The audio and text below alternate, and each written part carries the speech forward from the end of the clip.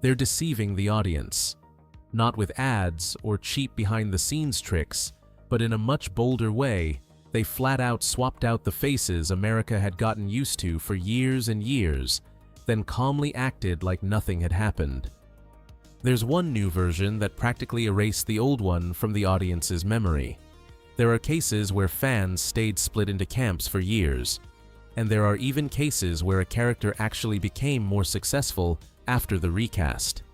These are the 10 sitcom faces that got replaced the most, quietly, the most boldly, and in a few cases so brazenly that even now it still feels hard to believe.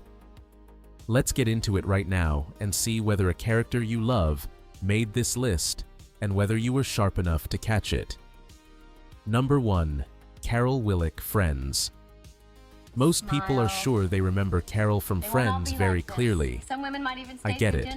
There's just one small thing. Sorry, that's not good. What they remember is almost definitely the second Carol. That's what makes this case so sneaky. Carol let the audience's memory erase the first draft on its own. Anita Barone was the actress who played Carol in the character's first appearance in The One with the Sonogram at the End in 1994. But by the very next appearance, the role had already gone to Jane Sibbett, who then stayed tied to Carol for the rest of the series. Anita got there first, true, but Jane was the one who stayed long enough for the public to quietly accept her as the official version. Carol is a recurring character, not someone standing in the middle of the circle with the 6 friends where the audience watches every move. People remember Carol's role first and Carol's face second. And Friends is such an impressively smooth sitcom machine. As long as the character keeps doing what she's supposed to do, the story keeps moving, the rhythm stays smooth, and most viewers will nod and keep going. And that's where Jane Sibbett won. No announcement, no fighting over it. Memory chose her on its own. The reason for the recast was almost so normal, it barely had any drama to it at all. Anita Barone left because she wanted a bigger job, something more regular. No scandal, no explosive conflict, just a very practical career decision. Then Jane Sibbett did something not every replacement actor can do. She tied Carol to the parts the audience actually still remembers, with Susan, with Ben, with the lesbian wedding episode that still gets talked about today as a network television milestone in America. Sibbett later said she was ready to stand up and defend that story, and I think that's why she completely won in the public memory. Not because she got there first, but because she was there for the part of the character's story people remember most strongly. There really isn't much left to argue about there. But the next character is a totally different story. Let's move on to the second name on today's list, where the audience still hasn't stopped arguing after decades. Number 2, Becky Connor. Roseanne. Some recasts confused the audience for a few weeks. Becky Connor had people arguing for years, and honestly, I do not think this was ever a recast the audience truly swallowed whole. Becky was not just some face passing through to fill out the lineup. Becky was the Connor family's oldest daughter. She belonged to that cramped, prickly, very real feeling Roseanne had. When Lisi Goranson left after 5 seasons to go to college, Sarah Chalke stepped in. And that's when everything started getting weird in exactly the way American television only occasionally dares to be. Because Becky did not get replaced once, and then that was that. Lisi left. Sarah came in. Lisi came back in stretches. Sarah filled the gap again. So Becky stopped being a character with one fixed face in the audience's memory. She got split in 2 right in front of the public. That's what makes this case way hotter than Frank Costanza. Frank was a recast television pretty much managed to control. Becky was not. The audience saw it clearly. They remembered it clearly. And they did not let it slide. The hard part here is that Sarah Chalke did not step in as some bad choice. She stepped into a role she almost could not possibly win outright. The issue was not whether she had charm or not. The issue was that Becky had already left a specific mark in the audience's mind. Sarah could do her job well, but she was still sitting down in a spot the public had locked up a long time ago. That's why years later, Chalky herself said people still came right up to her and told her they liked the first Becky better. What I like most is that in the end, the show understood it could not force the audience to forget the old Becky, so it did something smarter. It joked about it. It poked right at that crack. A very clever kind of surrender. To me, the real Becky is still Lisi Göransson. But Sarah Chalky was not a failure. She was the other half of a recast that never got resolved neatly. Which Becky do you like better? Try voting down below, and let's see which side has more people. Number 3. Frank Costanza Seinfeld. If you asked me what the sneakiest recast in American sitcom history was, I would not need 3 seconds. Frank Costanza. Because this is not just a case of one actor out and another actor in. This is one of those rare times American television swapped somebody out and then almost went back to the scene to wipe away the old fingerprints completely. Frank first appeared in the handicap spot on May 13, 1993, played by John Randolph. Just a few months later, in the puffy shirt, Jerry Stiller stepped into the part, and from that point on, he basically took over the character in the public memory. And honestly, it was such a right recast it was almost cruel. John Randolph was not the problem. He was a good actor, but that version of Frank was just a slightly cranky, slightly difficult sitcom dad, the kind who could exist and then drift away. Jerry Stiller was different. He did not come in to fill a gap. He came in and yanked that character onto a whole different orbit. According to the Television Academy, Frank had originally been imagined as gentler, more overshadowed by Estelle. Stiller saw that and pretty much smashed it. He turned Frank into a walking eruption of anger, an old man yelling like every dinner at the Costanza house was some kind of border war. Jerry Seinfeld later said they never even had to adjust Stiller once. The sneakiest part is why so many viewers barely even realized this recast happened. Randolph only appeared once. Frank had not had time to plant roots in the audience's mind before Stiller showed up and claimed that ground for himself. Then, in 1995, Larry David even asked NBC and Castle Rock to let them reshoot the old scenes with Stiller because he did not want George having 2 different fathers in reruns. Now that is a high-level move. The audience was not indifferent. Television had simply cleaned up the scene before most viewers had a chance to really notice. That's why Frank Costanza is here, not just because he was a successful recast. He's here because this is the kind of recast television history had basically already voted on a long time ago. Number 4. Lionel Jefferson. The Jeffersons. Some sitcom characters get recast, and that's it. Lionel Jefferson was not like that. Lionel is a much stranger case, almost like he lived 2 different lives with 2 different faces, and then in the end, the first guy came back and took that life back for himself. That alone already feels very much like Golden Age. American television, weird, bold, and smooth enough that even now it still feels hard to believe. Mike Evans was the original Lionel, carrying the character from All in the Family over into the Jeffersons. After the first season, Damon Evans took over the role for a few years. Then, in season 6, Mike Evans came back. Just think about how awkward that should have been. This was not some background role, not somebody showing up for a few minutes just to fill a scene, but the Jeffersons' son, the link between the parents' generation and the younger one, and he got handed around like that. It should have broken, but it did not. And that is exactly what makes it worth talking about. What happened behind it also has that old Hollywood smell, not too loud, but enough to show that a young actor is not always going to sit still forever. At the time, Mike Evans was busy with writing work and co-creating Good Times, and there are later accounts saying he wanted Lionel to have more room in the show. I think that is very easy to understand. When you are the first person to step into a character, Then you watch him keep floating around at the edge of the story. It is not hard to imagine wanting to head in another direction. But the important thing is that Damon Evans did not step in like some placeholder. He carried Lionel through a very important stretch, especially the love story, and then the marriage with Jenny.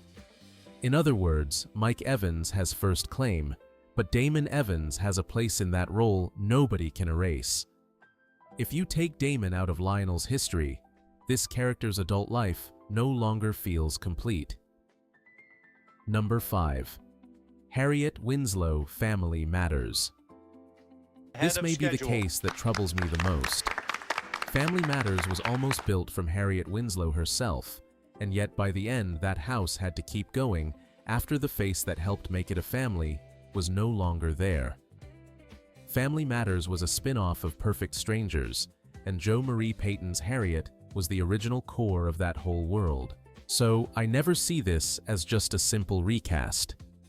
Jo Marie Payton left the show in the middle of season 9, and Judy Ann Elder stepped in for the last 9 episodes. On the surface, that sounds perfectly normal. But if you love television and care about this character the way I do, it does not feel that way. Entertainment Weekly recorded Reginald VelJohnson calling it weird, and Darius McCrary said it felt like my mom was gone. And the reason behind her leaving did not smell like cheap scandal either. It smelled like exhaustion. Payton said she had wanted to leave earlier, was going through a divorce, was unhappy with a lot of things, and only came back to help the show open its CBS stretch before finally stepping away for good. In a conversation with TV series Finale, she also said she felt creatively boxed in. When I hear that, I do not hear drama. I hear a woman who had stood in the same room long enough and did not want to keep standing there anymore. So Judy Ann Elder stepped into a situation she almost could not possibly win. This was not just about replacing an actress. This was about replacing the mother the whole show had leaned on to keep the house standing. And that is why Harriette is memorable in such a specific way. Some sitcom characters do not have to speak loudly to become the center. They just have to be there, steady and dependable, until they change. And suddenly you realize the whole house had been leaning on them that much. Number 6. Marilyn Munster. The Munsters. It is strange and fascinating. That is the story of Marilyn Munster. In a whole family full of monsters, the person whose face got replaced, the easiest, was the only normal girl in the house. That is also why I have always thought Marilyn was one of the most classic old-school American sitcom recasts. Right from the start, this character was not built on loud comic sparring the way Herman or Grandpa were. Marilyn lived through the idea of who she was. She was a completely normal blonde girl in a family where everybody else looked like they had stepped out of a playful American nightmare from the early 60s. Outsiders saw her as the best-looking one in the house, but the Munster family saw her as the most unfortunate one. That contradiction is what made the audience remember Marilyn as part of the big joke the show was built on, so sometimes people remembered her role before they really remembered her face. Beverly Owen was the first Marilyn, but only for the first 13 episodes. After that, she left the series to go back to New York and get married. From then on, Pat Priest took over the role and stayed with Marilyn for the rest of the series. Looking back, this was a recast that happened early enough that the audience had not quite locked Beverly Owen into memory yet, but still late enough that Pat Priest became the Marilyn most of the public actually kept in mind whenever the Munsters came up. If you grew up with reruns of this show, there is a very good chance the Marilyn in your memory is Pat Priest. What is nice about it is that it almost did not create any huge backlash. It never felt like the show was forcing the audience to accept somebody new. Everything just kept flowing in the same old rhythm, and Pat Priest stepped in very naturally to play a role that had already been clearly defined by the original idea. With Marilyn, as long as she stayed, the normal girl lost in the middle of the Munster house the show kept living. The slightly bitter part is that when it was her turn, Pat Priest did not get to hold on to Marilyn forever either. When the movie Munster Go Home was made, the studio replaced her with Debbie Watson. Priest later said that hurt her, and I get that feeling. Because by then, Marilyn was starting to feel more like a template anybody could be swapped into than a carefully protected character. Beverly Owen was the first Marilyn, but Pat Priest was the Marilyn who stayed in the public memory the longest. Number 7. Claire Kyle. My Wife and Kids. Sometimes a sitcom swaps out an actor just to keep the character alive. Claire Kyle gives me a totally different feeling. When I look at this recast, it always feels like the show did not just replace a face, it also decided that daughter had to grow up faster, mature, faster, and step into a different version of herself. In Season 1, Claire was played by Jazz Raycole. She had exactly the feel of a daughter who was still pretty young in the Kyle house, quick, a little stubborn, but still very much a little girl. Then Season 2 came around, Jennifer Freeman stepped in, and the change was so obvious, the show even joked about it. Michael looked at his daughter and basically said, Claire looked like a completely different person. What matters here is that the reason behind it did not smell like scandal either. Jazz Raycole later said very plainly that when she got the role she was only 12 years old, while the producers wanted a Claire who was a little older, a little more mature, and she herself was not ready for that direction. That already tells you everything. This was not just about replacing one young actress with another. This was the moment the show looked at the character and decided the real age of the girl playing her no longer matched where they wanted to take her. So no, I do not think it is fair to just ask which Claire was better. Jazz Raycole fit a Claire who still belonged fully inside the rhythm of family life, still the little daughter in her parents' eyes. Jennifer Freeman fit a Claire. The show wanted to push fully into the teenage years, more confident, more feminine, and ready to step into all those romances, clashes, and rebellious moments that were so familiar in American family sitcoms of the early 2000s. That is what makes this recast both obvious and very practical. Everybody could see Claire had changed right away. And American television has always done that kind of thing when it wants a character to grow up faster than nature would allow. That is why when people think of Claire Kyle today, most of them remember Jennifer Freeman first. Not because she came first, but because she represents the stage where the show decided this girl needed to step out of childhood a little sooner. And sometimes one decision like that is enough to change the whole memory of a character along with it. Number 8. Laurie Forman. That 70s show. If there is one story on this list that feels sadder than all the rest, to me, it is Laurie Forman. Because behind this recast, it was not just a matter of one actress leaving and another one stepping in. There is a feeling here that a very alive role was slowly slipping out of the hands of the person who created it. In 2012, Lisa Robin Kelly told ABC News that during her time on That 70s Show, she had problems with alcohol and ran away from the job, and she also tied that downward spiral to the shock she went through after a miscarriage. When I hear things like that, I stop looking at Laurie like television trivia. I look at her like a sitcom memory covered by the heavy shadow of real life. And what makes it hurt more is that Laurie was never an easy role to forget. She did not walk into the Forman house to make things warmer. She walked in to throw everything slightly off balance. Lisa Robin Kelly's Laurie had that beauty sharp as a razor, that kind of smile that made other people uneasy, and that energy that was both attractive and irritating, at the same time, the kind of thing sitcoms have a very hard time casting exactly right. Lisa Robin Kelly held on to Laurie for several seasons, then gradually faded out of the series. According to episode records and summaries from Entertainment Weekly, her final appearance was in Season 5 before Christina Moore took over the role at the start of Season 6, and Moore's version of Laurie only lasted 6 episodes. That amount of time alone says quite a lot. The show kept trying to keep Laurie alive, but it never managed to make this change feel completely natural. It was not like Frank Costanza, where the role got redefined. It was not like Carol Willick, where memory quietly chose the one who stayed. With Laurie, the audience always felt like something had slipped out of its proper orbit. Number 9. Morgan Matthews. Boy Meets World. Morgan Matthews has always given me a very strange feeling. She was not recast in the way adult viewers usually remember, like who left and who came in. Morgan is more like a kid who disappeared out of your childhood and then came back with a different face, and in a very sitcom kind of way, you still accepted it.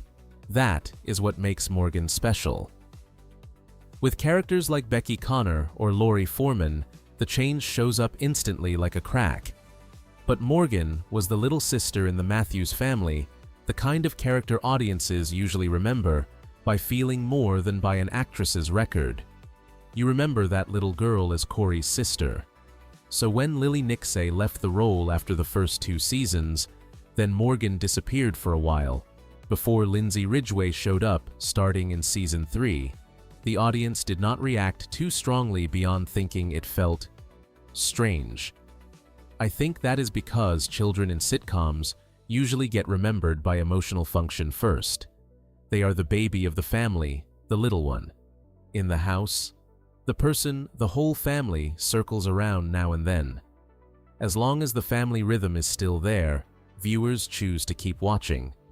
And very few people really understood the reason behind it. Lily Nixay was still too young then, and later people involved made it clear that the pressure of being on a famous series was no longer making her happy. That is such an ordinary reason that it makes me feel both sad for her and sympathetic toward her. What is interesting is that Lindsay Ridgway's Morgan was not just the same character with a new face. That little girl was also sharper, quicker, with a slightly more tart kind of mischief. So it was not just the actress who changed the memory of that little sister, grew up in a different direction too. And that is what makes Morgan so good. Sitcoms sometimes do things that make no sense at all, but if the core of the family still feels right, the audience will accept almost anything. Still, there is one last story that feels even sneakier to me, because it does not depend on an absence, and it does not depend on a joke to soften the switch. It survives on something even harder, to notice the audience's own habits. Number 10. Lily Tucker-Pritchett. Modern Family. Out of this whole list, the boldest recast might belong to the case that looks the most ordinary. And that is exactly why Lily Tucker-Pritchett is here at the end. Because this is not just a story about one child leaving and another child stepping in. This is the moment Modern Family changed Lily's actual value inside the show. For the first 2 seasons, Lily was played by the twin sisters, Ella and Jaden Hiller. At that point, she was exactly what she seemed to be part of Mitchell and Cam's family picture, adorable, necessary, but still mostly just a baby being carried in and out of the frame. Then season 3 arrived, Aubrey Anderson Emmons showed up, and that character almost fully woke up. From the moment Aubrey stepped in, Lily was not just the daughter in the house anymore. She became a real comic force. That blank face, those short lines sharp as pins, that way of standing there so tiny between 2 fathers with way too much energy, and then suddenly slicing the scene in half with a single deadpan line, that is the Lily the public held onto. To put it plainly, old Lily was part of the family background. Recast Lily was a one-liner sniper. And once you see that, it is very hard to go back to looking at the character the old way. What makes this move even more interesting is that it was not simply about replacing one child with another who was easier to direct. According to People, the Hiller twins did not enjoy acting, and production also wanted a Lily who could interact more and talk more. That alone is enough to show this was a very deliberate decision. They were not patching a hole, they were expanding the role of the character. And Aubrey arrived at exactly the right time to do that. She stayed all the way to the end of the series, becoming the youngest person ever to win a Screen Actors Guild Award, along with the Modern Family cast, which means this recast was not just smooth. It was a huge win. But I also do not want to pretend this was a completely clean victory. Aubrey herself later said she had been called a bad actor, and anybody who has ever grown up in front of the public knows those words are not gentle when they are aimed at a child. So Lily is still a story very much worth talking about, and I really want to hear what you think about that. Looking back at this whole list, I suddenly have a different thought. Maybe the fans really did notice all of it. We are not blind, we are not careless. We just do what television audiences have been doing for years, and years accept the change, sit down, and keep watching. And maybe that is the most interesting thing about American sitcoms. A character does not live by a face alone. They live by habit, by family rhythm, by that familiar feeling the audience carries from one week to the next. Some recasts work so well that memory blurs the difference on its own. Some recasts are still being argued about to this day, but all of them leave a mark. Now, I really do want to hear your opinion. Which recast on this list did you accept the easiest, and which one have you never truly forgiven? Leave a comment, share this video with that friend who loves old sitcoms as much as you do, and subscribe to the channel if you want me to keep digging into the most interesting hidden corners of classic television.